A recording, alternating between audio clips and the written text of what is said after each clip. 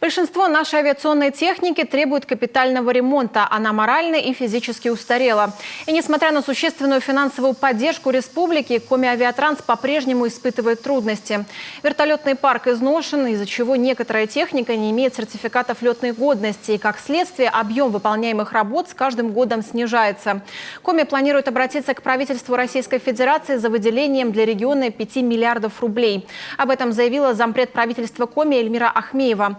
Она выступила в Госсовете на рабочем совещании по транспорту. Не такая большая сумма, как кажется, это 5 вертолетов. Хочу сказать, что в лизинг, вернее, если покупаешь вертолет сразу, это 450-500 миллионов рублей. Если мы его берем в лизинг на какой-то период, стоимость возрастает до 800-900, ну, как бы от этого тоже никуда не деться.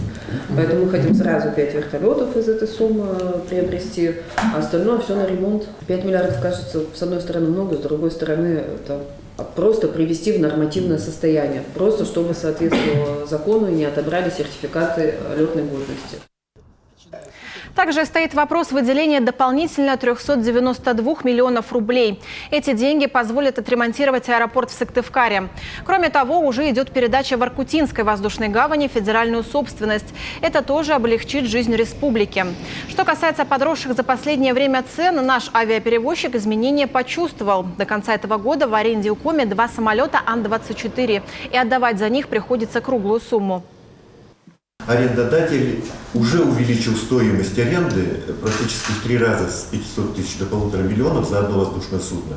По второму воздушному судну сейчас тоже, я думаю, что увеличить до такой же суммы. И, в принципе, пока еще стоимость аренды на следующий год у нас, естественно, не рассматривалась и не определена. Отметим, республика еще не успела до конца отойти от прошлой напасти коронавирусной инфекции, которая повлияла как на воздушный, так и автомобильный транспорт.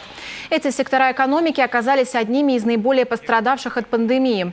Основные причины – это снижение пассажиропотока, неоптимизированная маршрутная сеть городских перевозок, а также сохранение стоимости проезда в 28 рублей при защищенном тарифе в 37. Важно, на совещании прозвучало, что в нынешних условиях поднимать цену билета автобусных перевозок не планируют.